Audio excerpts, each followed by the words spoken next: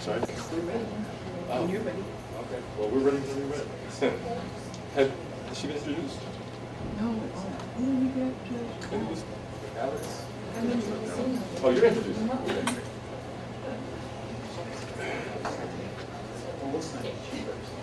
Elizabeth, you're on. Okay. Thank you very much for coming, everyone. I'm Lisbeth Gant-Britton with the Interdepartmental Program in Afro-American Studies, and I'm very happy today to introduce Stephanie Batiste, and I'll give you the title of her talk first because it's rather long, as we were just saying. Stephanie is going to be presenting on primitive selves, dangerous others, domestic and international subjectivities in 1930s Black American theater. And Stephanie is a very experienced person in this area. She will be defending her PhD dissertation this summer at George Washington University and will be receiving, we're confident, her PhD by the end of the summer, after which time she will begin teaching in the English department at Carnegie Mellon, where she'll be an assistant professor of English. So welcome. I'll give you a few other details of her background and then we'll get started. Stephanie's dissertation is entitled Darkening Mirrors, Black Subjectivity and Imperialism on Stage and Screen in Depression-Era American Culture. And she focuses on Jennifer Brody, Melanie McAllister as her co-directors, and Jim Miller and Gail Wald as the rest of your committee there at GW. So American Studies, I know, is a rather eclectic field, and perhaps you can tell us a little bit more later about how that background informs the talk that you're going to give today. You're ready. And the title is really long because I wanted to be clear. All of the words sort of in the beginning, primitive selves, dangerous others, would be in quotation marks if I was willing to not commit to those words before I actually talk about them. So all of them get problematized in the talk. So we'll begin. These images come from the 1936 and 1938 plays Macbeth and Haiti, performed by the Negro units of the Works Progress Administration in the Federal Theater Project. The photographs show African Americans dressed in primitive, wild, or little attire, performing voodoo dances, seemingly making fun of some exoticized identity, and in a particularly cruel way, since the plays aim to represent Haitian struggles for liberation. Both plays dramatize Haiti's expulsion of the French and claims to sovereignty in 1802. Even the reproduction of the attire of the Haitian court in the costumes could seem like ridicule, especially if you'd seen the stage or film version of, let's get that little clearer, of the Emperor Jones, that lampoon this physical show of power. These performances seem imperial in their primitivism, and I argue that they are. In this talk, I'll argue that African Americans adopted imperial representations such as these to multiple ends. In addition to showing an African American display of imperialism, the performances of Haiti and Macbeth articulate an American Negro subjectivity, as well as an internationalist diasporic one, providing an astoundingly complex picture of Black identity in the 30s.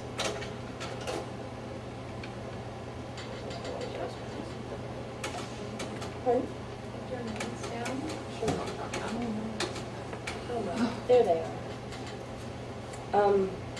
The problem of imperial representations of the primitive and exotic, according to theorists Anne McClintock and Mariana Tergobnik, is their tendency, or perhaps design, to denigrate the culture they appropriate and articulate the power of the performers. Such performances act on existing stereotypes in a process of othering to exploit and exaggerate the supposed strangeness and inferiority of an objectified other. The effect is to create and reinforce performers' bounded sense of self, their own lack of the characteristics performed, in this case savagery and primitivism, and arguably their abject desire for those same characteristics. Indeed, the imperial relationship of distancing and desire articulated by Homi Bhabha and Eric Locke seem very much at work in these African American performances, where desire is actually fueled by love, however, instead of fear or a need to dominate. Through exotic performance, African Americans participated in discourses of American superiority and imperialism. In doing so, they positioned themselves as American citizens, a status not readily attributed to them and more often denied. In some sense, the performances I discuss are quintessentially mainstream and assimilationist. Harlem Renaissance ideologies that position culture as a justification for rights and inclusion in the American body politic are very much at play in the performances of Haiti and Macbeth. The plays show that African Americans were steeped in an American national culture, and as such, in a position to assume personal, racial, and national agency. The earnestness of the performance of the revolutionary themes and the pairing of extremes of wild and savage attire with extremes of the noble and dignified, however, belie a simplistic interpretation of these representations as only racist or only imperialist. The direct, sincere address in the eyes of the actors, the pride in the stature and wealth conferred by those highly structured, overpowering uniforms, communicate something distinctly different from ridicule, especially when those supposedly ridiculed triumph in the end. The particular primitivism and exoticism adopted in these shows, as well as the violent and earnest manner in which they get performed, denature the typical meanings of imperial representations themselves. The performances manage to communicate social desires for subversion and revolution, even as they consent to power dynamics replete in their representations. African Americans manage, through their embodiment of imperial aesthetics, to critique other performances of Black American identity and to assert inclusion in a diasporic Black identity through identification with Haiti. This one's blank. As the first free Black nation in the Western Hemisphere, Haiti drew African American respect in spite of its poverty, lack of development, and religious and social difference. Although productions of both Macbeth and Haiti purport to allegorize an anti-colonization effort that took place 130 years before, the more recent anti-colonization effort, the more recent political development of U.S. military deoccupation of Haiti in 1934 provides a more vivid reference. These plays succeeded in allegorizing American removal through a representation of French removal in a convenient temporal displacement. At first concurring with American policy and practice in the mission of civilizing, supposedly, the backward island, Blacks in the U.S. came to disapprove of U.S. action in Haiti very strongly. Scholars show that U.S. behavior over the course of the 19-year occupation was characterized by racism and white supremacy. The American occupation was more powerfully vengeful than the colonial reign of the French, politically, ideologically, and economically. U.S. Marines set up a system of Jim Crow, barring Haitians from access to facilities in their own country, murdered insurgents, martyring a popular leader, and fired on protesters, to name a few of the more notorious developments. Directly after World War I, Black Americans saw in American occupational policies a reflection of their own conditions. African-American historian and theorist Brenda Plummer observes a, quote, resurgent Black nationalism, end quote, quote, decline of the accommodationist outlook, end quote, and a greater prominence of civil rights organizations, all of which drastically reduced Black support of the Haitian occupation. For many, Haiti became what Brenda Plummer calls a part of the larger African world that must be redeemed from white control. Too weak to halt the occupation politically, prominent race leaders and the Black public participated in editorial campaigns and letter writing, voter activism, and administrative pressure to end the occupation. Black newspapers contributed to the protest effort by criticizing American involvement in Haiti throughout the 1920s, and actually keeping track of visits, diplomatic developments, later political events in Haiti throughout the 30s also. Dramatization of the Haitian Revolution in 1936 and 1938 continued the tradition of Haitian nationals in the U.S. in the 1920s who produced theatricals to make the Afro-American community more aware of Haitian culture and its political situation. Dramatization of revolution in the 1930s political context was consistent with an anti-authoritarian and anti-fascist radical politics that characterized the Popular Front. The appropriation of the Haitian Revolution to represent the deoccupation of Haiti constitutes a protest-oriented celebration of post-colonial freedom in the 30s. This appropriation was also particularly opposed to white control, since Haitian revolutionaries framed their struggle in racial terms. Thus, the revolutionary ethos can be understood very much in racial terms as well as political ones, both of which are relevant to the lives of blacks in the U.S. The theater serves as a particularly valuable space for performing these slippery imperial and anti-imperial identities already acted out in everyday life.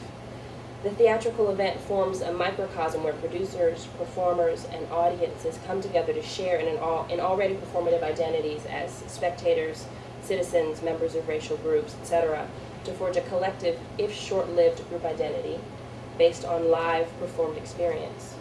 The temporary community formation of a theater performance where mutual expectations meet at the elusive barrier of a curtain provides the opportunity for a kind of hypothesis or experimentation in new ideas and experiences. This occurred around notions of national identity in the performance of these federal theater plays. My analysis of Macbeth in Haiti touches on elements of content and aesthetics, historical context, production, and reception to show how African Americans negotiated national and racial identity through implicitly imperial representations in a cultural formation around theater and performance. Though quite different in overall presentation and plot, Macbeth and Haiti, two of the most publicly acclaimed plays performed by the Federal Theater, were remarkably similar in certain ways. Audiences flocked to these shows. Both played to more than 100,000 people, opened in Harlem to teeming crowds, were moved downtown to downtown venues to continued success, and experienced extended runs as they toured multiple cities. The Voodoo Macbeth was one of the first plays performed by the WPA, New York City Negro Unit of the Federal Theater Project. It premiered in Harlem at the Lafayette Theater on April 14, 1936, in an environment thick with fear, controversy, and anticipation. Many thought that it was impossible for blacks to do Shakespeare. The assistant director noted that, quote, the community was fascinated but wary.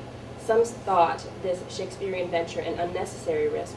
Others saw in it a white man's scheme deliberately hatched to degrade the Negro and bring the theater project into disrepute, end quote. If anyone's familiar with theater, that quote comes from John Houseman.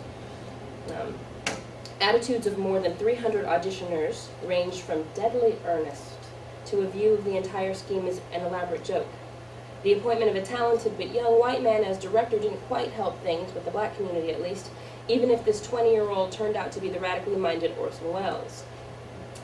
Macbeth's cast, crew, and production team rehearsed sometimes from evening until dawn, demonstrating a devotion to the show that flew in the face of racist accusations that actors were merely interested in getting a paycheck, which I don't really see what that problem would be during the Depression. Anyway, the huge turnout and the skepticism communicated by some auditioners indicates a community that was very aware of the production itself, the cultural environment it entered, and most of all of its possible impact. In spite of all this controversy, and perhaps because of it, the show opened to an overflow house. On opening night, the massed bands of a local benevolent society of Elks paraded in full regalia through the streets of Harlem carrying two huge crimson banners that read, Act 1, Macbeth, by William Shakespeare. 10,000 spectators arrived at the theater hoping to procure seats that had been sold out 5 days in advance. This crowd was a startling increase on the 3,000 plus viewers who had appeared 2 nights before in an attempt to see the preview. They had to close down the street. They closed off 2 blocks of traffic for this show, which I find amazing in 36. Seats to opening night were sold several times over as ticket scalpers capitalized on Harlem's general fervor. The first performance closed to numerous curtain calls. Bouquets of flowers were showered on the principals, and the cheering that filled the theater after the curtain fell lasted for 15 minutes. Despite well-warranted fear and mistrust, the performing and viewing community enacted its own appropriation of Shakespeare. Their support heightened the significance of the meanings produced by the play itself. There's another. I love this picture. Kids, the last one. Yeah, I'll leave that on for a second. Popularly referred to as the Voodoo Macbeth, specifically for its primitivism and blackness, Shakespeare's tale of murderous contest over the throne was set in Haiti with the witches as voodoo priestesses. Wells changed Macbeth's setting to a West Indian jungle and tailored the script to support a production characterized by action and suspense. The plot not only allegorized the rebellion of the French, the rebellion against the French in its tale of undermining established rule, but also managed to refer to contests over power that occurred within Haiti after decolonization. Line reassignments and considerable editing were used to highlight spectacle and drive the pace of the play. The Macbeth became an action-packed melodrama with the unmitigated desire for and wielding of power as its ubiquitous evils. Pervasive structures of expressionism and modernist concern in the performances contributed to this effect and linked the Macbeth solidly to contemporary cultural constructions of American national identity. In mainstream discourses, modernism and expressionism positioned individualized manhood as a metaphor for nation and as a motivation for exercises of national power. Isolated and politically driven, Macbeth serves as such a figure. Stripping the script of certain aspects of character development and of scenes that did not significantly develop the plot add to the expressionism of the play. The script becomes more bare and dramatic. The interiority of the characters gets reflected in the use of the set, the noise, the pace, the lighting. This followed the tradition of expressionism where outward display communicates emotion. The technique is not only expressionistic, but reflects a high modern obsession with pure action and movement. Innovative uses of space, light, color, sound, and movement that I've described combined to assault viewers' senses and transport them into a strange and unknown world. Theater scholar Richard France described the atmosphere as transparently illusionistic, a nightmare more than a reality, end quote, that transformed Macbeth into a vehicle, I'm quoting here, for expressive form, part of whose voodoo was the effect of the show on the audience, end quote. This transformation mesmerized the viewers, eliciting reviews that extolled the originality, sensuousness, and terror of the voodoo Macbeth. Taken by characters rich in stately costumes. Reviews recorded shades of red, canary yellow, and emerald green complemented by shining boots in men's attire, and salmon, pink, and purple in women's gowns. Each of the nobles' costumes sported broad, elaborate epaulettes and angular stripes that accented the stature of the actors. Hecate, an all-powerful witch doctor who doubled as the play's third murderer, donned a full-length black cape and brandished a 12-foot whip that he cracked threateningly over the priestesses' heads. Bare-chested male voodoo dancers wore mid-thigh skirts cut in the shape of leaves.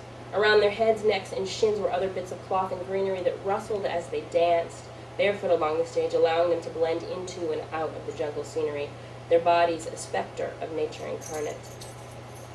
Witnesses described the jungle set as luxuriant, savage, and ominous, with shadows where trees met in a great overhead arch of twisted trunks that suggested a gigantic living skeleton. Immediately, the thunder of drums and orgiastic howls and squeals of the voodoo celebrants, that's a quote, captivated the audience. Providing contrast to the dark, lush greenery of a jungle, the set of Macbeth's castle was stark and angular, with a high walkway and a dark arched door that suggested the castle's deep interior. Thus, many levels and depths permitted creative spatial relationships between the nobles, armies, and witches, allowing one group after another to melt into and out of the play's action, as if controlled by their physical environment. Each line, action, and transition was underscored and pushed forward by music and sound effects, such that in addition to Macbeth's puppet-like vulnerability to evil, each character, Lady Macbeth, and even the wronged Macduff, seemed driven by forces outside of themselves. The effect of movie light dissolves and fades in the lighting was technologically precise, creating a processed and controlled aura, dictating the show's wildness. Through such detailed production, the play develops a modernist concern with the expressionistic investigation of the human condition, radically changing the more traditionally Shakespearean exploration of Macbeth's own personal ambition. The overall effect is highly modern, as a single self-alienated man succumbs to a totally overwhelming world. You can see this, for example, here, in this moment where the priestesses steadily draw in and engulf Macbeth. So here he's finally surrounded. And you've got that skeleton in the background in Haiti, the real Haiti. And here, okay, the modernism of the show also emerges in the loud, shocking theatrical environment that acts as a highly technical reflection of Macbeth's moral condition. The technical modernism of the pace, movement, and aesthetics of the play enact Macbeth's self-alienation and contrast against equally modernist primitivism that represents his baseness. When this is combined with the appropriation of a well-known historical figure, Henri Christophe's revolution against the French and subsequent failed regime, the imaginative and historical formation that was the voodoo Macbeth refers endlessly to crises in modern manhood, power, subjectivity, national identity, and self-rule. Self-alienation and power, major themes in modernism and modernity, are emphasized by representations of exoticism in the play. The play's high exoticism in aesthetics, costume, and setting used to represent Haiti as a strange and distant place creates a further sense of alienation for Macbeth's audience, one of alien national identity. Imperial representations distance developing cultures by divesting them of civilization, showing them as lacking culture, history, organization, and modesty, and shrouding them in an aura of superstition. The wild aesthetics, beating drums, unclad male bodies, voodoo dances, and hexes all serve to exoticize Macbeth's action, players, and locale. All of these compound the fact that simply setting the play in Haiti in order to support the use of a black cast removes the play from the familiar and domestic. The Haitian setting justifies the production only as much as Haiti is already defined as different, foreign, and uncivilized. The exoticism occurring on stage allows the audience to concur in a kind of separateness that secures them in a relationship of disidentification to what's happening on stage. The production uses Haiti not only as a substitute locale, but also as an aesthetic and national extreme to serve as a location that is otherworldly in a manner that reinforces national boundaries through the assertion of difference. These nationally reinforcing exotic aesthetics produce the dehumanization and dehistoricization attributed to foreign, savage spaces that also suggest a universal unrootedness in Macbeth's psyche. A distant, primitive, exoticized Haiti becomes a non-specific field of existential exploration of a metaphorically universalized modern man. Through this in-your-face exoticism, the focus on self-alienated modern manhood also refers to symbolic crises of national identity, with Macbeth as a figure of American black manhood, and black manhood is universal in a very modernistic tradition. Since imperial displacement always refers back to the constructing or performing identity, the fantastic construction of Haiti specifically mirrors American identities, in this case, the establishment of Negro identities as American identities.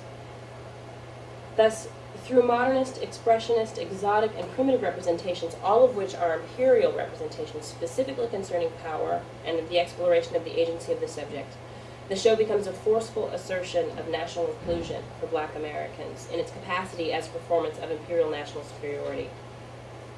Highly modernistic versions of imperialist representations performance accomplish a kind of nationalist work as the show establishes African American national identity by connecting it to American modernity. I'm going to skip this section where I talk about virile masculinity that pervades both plays. And what I argue is that the masculinity and the sort of bare bodies and strong violence there allows the audience to further exoticize the plays and allows the plays to further fit into modernity, but also helps to establish Black manhood as universal and allows the players to perform a kind of Black manhood that is, or virile manhood that's threatening, violent, aggressive, politically powerful, that didn't have a venue for expression, and I would argue any other place at the time. So there's a moment when this guy, I'll talk about it in a minute. Right. Really fascinating. The reviewers are fairly obsessed with the bodies of the players here. All right. Less concerned with modernistic, this is the flyer for Haiti. This is Henri Christophe. His face is this glowing red. If it were a little darker in here, we could see it. and it says underneath, the story of a black Napoleon. Less concerned with modernistic aesthetics, Haiti offered a display of primitive dress, spears, drums, chants, chest, turbans, and incantations through the 100-plus member chorus that backed up the play's central action. In the story of Haiti, black insurgent forces enact a revolution against white colonial ones on stage. Initially conceived as a miscegenation tale by a white Southerner, Haiti's director changed the plot to dramatize the slick insinuation and subsequent ejection of French forces. The play's fictional depiction of Haiti's revolution conflated and confused the role of key military leaders and politicians and condensed struggles that took place against the French and led to independence over several years into a single battle. In the first scene, black military leaders Toussaint Louverture and Henri Christophe vacate the hilltop castle in the midst of discussions of rebellion, aware that the French delegation approaches. They leave Jacques, a military officer, behind as spy and literally set the stage for the contest of the French and Haitian military forces over the French colonial island of Saint-Domingue. And naming the play Haiti then, although the island is called Saint-Domingue throughout, indicates victory from the get-go. In the wake of Louverture's departure from the Moreau estate, the stage becomes the province of the French. White actors dominate the action as the suspense builds over the Haitian reaction to French encroachment. Drums and chants from faraway hills subtly increase in strength and volume. Having evacuated the port city of Cap Francois, the Haitian forces remain invisible, yet ever present as a threat. Jacques discovers that the French intend to claim Haiti as a colony again and re-enslave black Haitians. A sympathetic relationship develops between Jacques and the play's heroine Odette, a French lady who remains unaware of her true relationship as the mixed-race daughter of this servant spy. Rex Ingram, a famous black actor playing Henri Christophe, makes frequent stealthy appearances on the set, tantalizing the audience with his bravado and reminding them of the Haitian will to freedom. As the strategic standoff between Louverture's forces and the French drags on for close to a year over the course of the play, the relationships among French officers deteriorate. Through dramatic twists of plot, Louverture is captured. Christophe rains troops upon the beleaguered French, personally killing one officer by hanging him from a tree in hand-to-hand combat. In the final scene, only Odette remains in the villa, standing near the body of her martyred father as Christophe's troops storm the headquarters from all directions amid musket firing, shouts, and rising music. A jubilant crowd in various forms of native dress, bearing crude weapons and tattered Haitian flags, cheer the entrance of Christophe. He leaps over the balustrade at the top of the stage into the center of the celebrants, makes sympathetic. He's over here, he's in the center stage, and Odette's in the corner, and poor Jacques is laying on the floor dead here, stage right or on our left.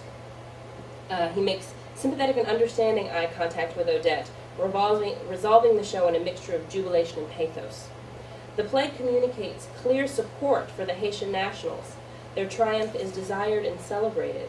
The moral and physical corruption of the French military expressionistically reflected in the sick, hot environment of physical and mental deterioration contrast against the moral fortitude and righteous determination of black characters who are, inarguably, the play's heroes.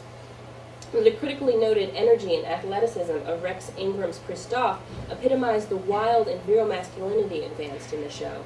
When he wasn't decked out in tassels, he was often missing his shirt, as were others, positioning the male body in this play similarly to its role in Macbeth. These antics also managed to refer directly to the situation of African Americans in the States. Christophe's sneaking and spying mimics Du Bois's notion of the veil, for instance. Christophe's execution of his military enemy mimics a lynching, directly invoking the racial exclusion and terror to which blacks in the U.S. have been subject. The lynching moment dramatizes revenge against the unchecked murder of blacks. Hanging Boucher, the name of that officer, with his own belt, signifies the symbolic turning of a historically white means of racial oppression against white imperialists in Haiti's military, national, and racial revolution. And remember, we still got that American deoccupation only 2 years before that's continued to be in the news. A reviewer from the Herald Tribune commented that, quote, the smashing climax with Christophe coming down from the mountains to drive the French into the sea took on heightened intensity before a predominantly Negro audience, end quote. The performative resonance and vicarious enjoyment of the play's spectacle and content is evidenced in the enthusiastic responses of the audience members. Audience responses to Haiti's climactic battles against the French included cries of, "Hit him again, give him a lick for me," and "Man, that's it, and that's it, that's it." A reviewer from the white paper, the New York Sun, noted that Haiti, quote, "had Harlem cheering at the close, like a college football crowd watching a long-leg halfback go to town," end quote. The gaze of black audiences raised the stakes of the performance, creating an excitement that affected even white reviewers. The overwhelming excitement of black audiences and the theater magic seemingly enacted on whites that enjoyed the show surely had no small impact on the federal theater head's determination that Haiti should not tour southern states. The interpolating magic would surely have had a rather different effect on a southern audience whose Jim Crow social structure would be more clearly referenced by themes of black insurrection. This move confirms a generally recognized inflammatory potential associated with this play, one that was understood as implicitly threatening to the racial status quo in America.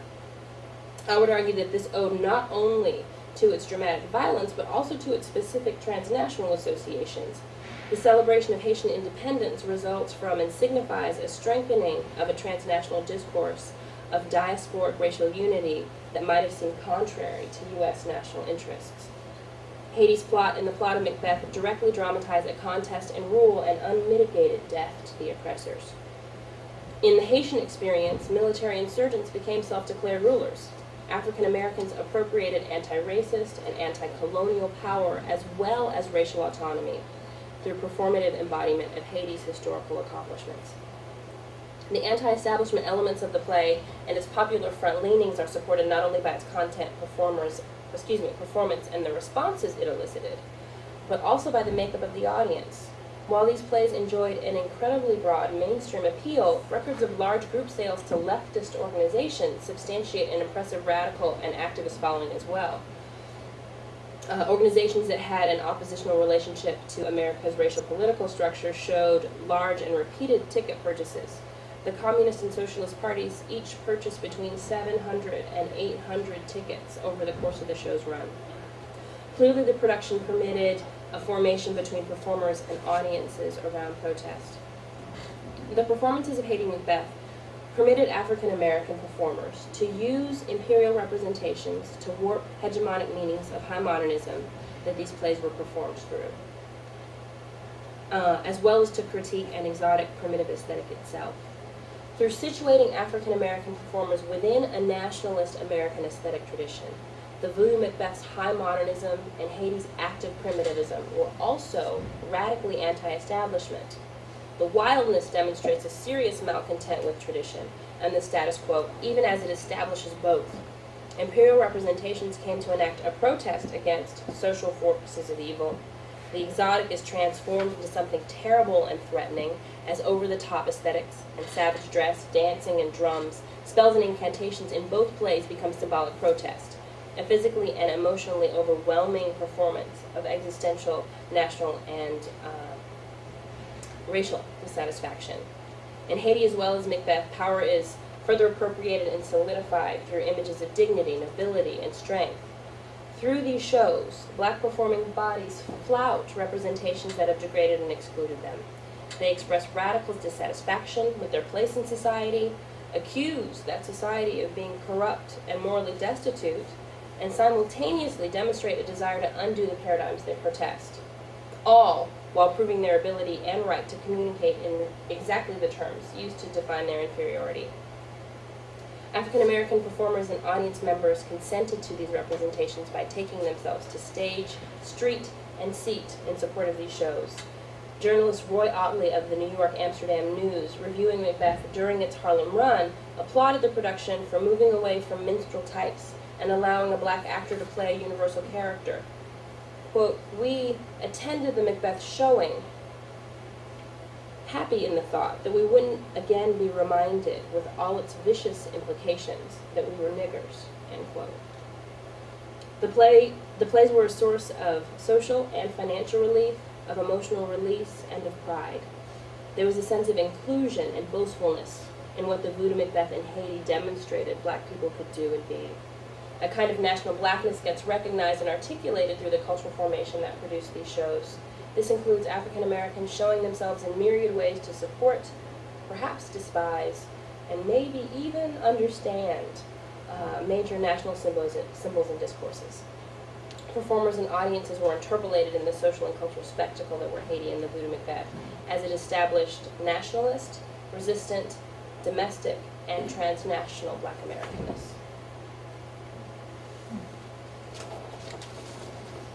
Thank you.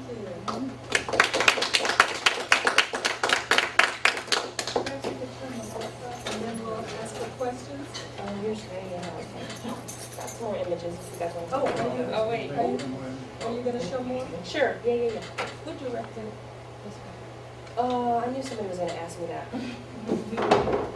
And I know, but have forgotten. I can look it up because I have the larger text here. I don't remember exactly. This was Rex Ingram. He had just got through playing God in Green Pastures that was wildly popular in the U.S. And so one of the arguments I make is that, the idea of him as sort of a nurturing, fatherly figure has everything to do with him carrying off all kinds of murders of white people on stage. And then this is Jack Carter as Macbeth.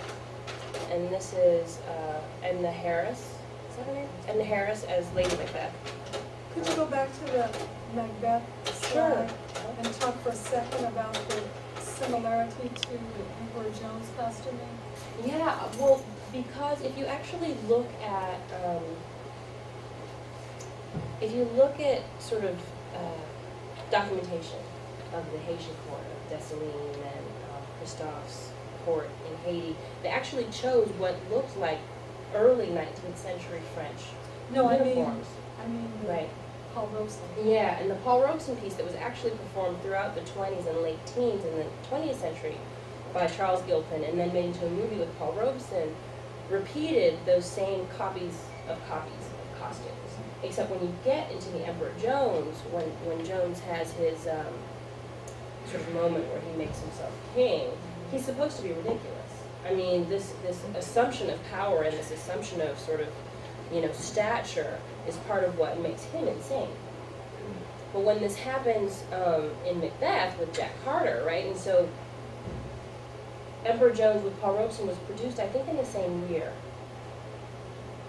I think it was 36 or maybe 35, but right around the same time. Mm-hmm. You've got, and several reviews compared the Voodoo Macbeth to Emperor Jones. Someone called it Emperor Jones Gone, what was it? The Emperor Jones Gone Wildly Mad. And since he already goes mad in the movie, it's a little strange.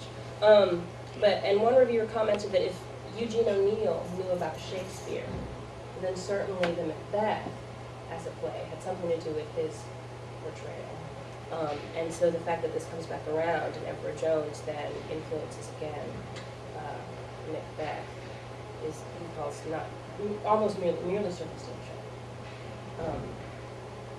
And You said merely he circumstantial? calls it sort of, he expresses it as sort of merely circumstantial. Well, of course, this would happen, he says. But I think it's really interesting that you've got, a reappropriation of this use of that appearance, that look, that aesthetic, to actually express an American and diasporic power on stage. But people loved the Emperor Jones. No one really, even though Jones goes mad, no one really thinks of Jones as, or hasn't overwhelmingly interpreted Emperor Jones. I mean, Black people love it.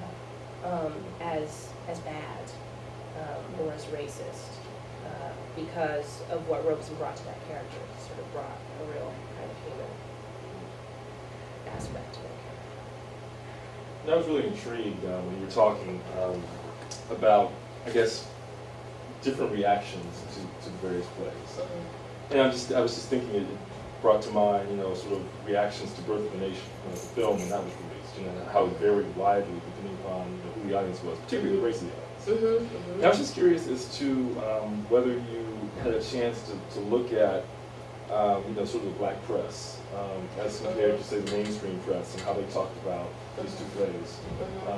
How they characterized, what was going on, how they interpreted what the play was really all about. Because obviously the audiences, in Harlem were, were really sort of floored by the whole thing, and they, I think, as you point out, just obviously derive meanings from this that it's possible other people would not have derived. So I'm just curious as to whether or not you had a chance to look at that. Most of the review evidence I have on these plays is from the New York, the Amsterdam News, or the Chicago Defender. Right. And both of them did a lot of more PR articles on the plays than actually review articles on the plays. And they were really, New Amsterdam News was wondering whether this was going to go. And then after the show was a wild success, there were really positive reviews. Really they talked about how great the show was, how fun it was to be there, how exciting it was. I haven't seen a specific review that says, this play is about us. It's about fighting racial oppression in the U.S. They didn't cause any riots or protests, but people really loved them. And I think that there's something you can say about pleasure, as on some level political, where people would go and see. There's an account of one woman who went and saw the play 5 times. And so the repeated exposure to, sort of a display of black power that people weren't getting anywhere else. It's really interesting, particularly given the time, 36, 38. So it's very interesting. Yeah. Although, as you were saying, from the standpoint of pure agency and subjectivity, the dearth of images of any kind that one could use, either as a writer or as a viewer, would vest this with a tremendous amount of power. Just because, This being a historical play is incredibly significant because you got to realize that the Federal Theater had all kinds of censoring, really, mechanisms where all plays had to be presented to the Play Readers Bureau and they had to be approved. And so there are all kinds of documents of plays that got rejected that actually dramatize insurrection or that talk about black violence against whites in the South when a black woman is raped, and a lot of that sort of picking up on chestnut themes and that sort of stuff. Whereas summarily, this is not of interest, this is not necessarily going to, be the kind of theater that the government should be producing, and those were just put to sleep right there. Well, speaking of that, if we think about the Harlem Renaissance, the so-called Harlem Renaissance, and the actual fact that so much white philanthropic funding drove it, this is an interesting corollary if we think then historically we've got the period following in the 30s, and a similar kind of gatekeeping mechanisms are taking place on a national level now. But probably in terms of the entities, obviously there's... Also, because of what was happening on the popular front, where the Communist Party is really heavily recruiting African Americans, Orson Welles is a noted radical, or becomes so, really shortly after this. You've also got a kind of interracial cooperation in this period with these plays that has a really different meaning than I think what was going on with philanthropic support. Do you think it in is the 20s? Yeah, I think what you're saying about, I think the parallel between the government and the government entities, or the overarching structure of the Federal Theater, and the white philanthropists have a lot more, have very much in common. I'm intrigued by this new aspect of sort of white involvement in African American culture production that I think has a very different role with the direct production of the plays. Are you suggesting it's more egalitarian? I'm suggesting that there were some white folks during the time who had some okay ideas. It brings to mind if we think of narrative. Yeah. of the kind of thing that Richard Wright would later go through in terms of his socialist connections, Yeah, and then the Ellison, kinds yeah. of things that Ralph Ellison brings up in The Invisible Man. Absolutely, absolutely. You know. I mean, and which is one of the reasons I love this period is because there's so many of those kinds of connections that I hear when I have discussions of this work that aren't really published or that folks aren't necessarily able to make in class because the analysis on other forms of culture hasn't quite been done yet. Yeah. Hopefully this will help. I was going to ask, go back to this question about Black writers commenting on it. There's just not much written. Is No, that okay? Richard, there's so many competing interests in this moment, which is another reason I'm interested in the time period. Richard Wright comments on the play that I discuss in another chapter called The Swing Mikado. And it reminds me, I repeated this before, a lot of Black writers had a lot of trouble with the fact that making a play Black seemed to mean swinging it, like adding jazz or putting on savage costumes. Right. And all of a sudden the play is Black because it appropriates Africa or appropriates the Right. West Indies. A lot of African American writers took issue with that and were more interested in sort of social problems plays. There's a play called Big White Fog that was performed in Chicago. It's very much about this family where, you know, the daughter becomes a prostitute to make money for the family because the father loses his job, but he becomes a member of the UNIA, and so he's walking around in outfits like this in the streets, and he's like the honorable president of Uganda. And then the son becomes a socialist, and in the end, there's this interracial group of people that actually protest the eviction because the family gets evicted, and so there's these young white and Black communists and socialists carrying all the furniture of the family back into the house, and then that's how that play ends. And Richard Wright thought that was okay, like that was righteous, you know. and this was, or you know, the Swing Mikado or Haiti were kind of not so interesting. Let's take a final moment, if we could, and talk a little bit about the American Studies perspective, and perhaps talk a little more about the construction of an American identity, and how this kind of a genre in the 30s, in this crucial period right after the war, how do you see that working? American Studies. Well, Yeah, in the construction of an American identity. I know everyone in American, the field of American Studies is so vast because it really indicates, I think, an approach that I feel is really indebted to African American Studies, actually. It kind of mimics the development of African American Studies from an interdisciplinary approach. And so my work being concerned with American identity has everything to do with sort of histories of scholarship around African Americans, and not specifically the disciplinary background that I come from, where there's been this question, you know, since Du Bois penned his famous line, you know, the question of the 20th century is the color line, right, the major question, and you know, how is one to be an American and a Black person in this country, and how are those things to be united? And I found scholarship continuing to deal with that particular question in ways that I found unsatisfying. Either through an approach that attempts to prove African American involvement through, you know, discussions of the Buffalo Soldiers or the Revolutionary War being sort of a war that was anti-slavery, the first one. Various ways of kind of proving patriotism or undermining it in order to prove nationalism. And one of the perspectives that I'm trying to establish through this work is that that's a moot question. You're born here, you're raised here, you inherit certain kinds of problems and ambivalences about being an American citizen, but that doesn't produce a lack of American identity. And in fact, one of the things I want to argue is that American identity actually gets produced through what these African Americans are doing. So there's kind of an inherent thread of African Americanness that's you know, begins 200-300 years, you know, in 1605, but that it becomes really evident in these particular plays.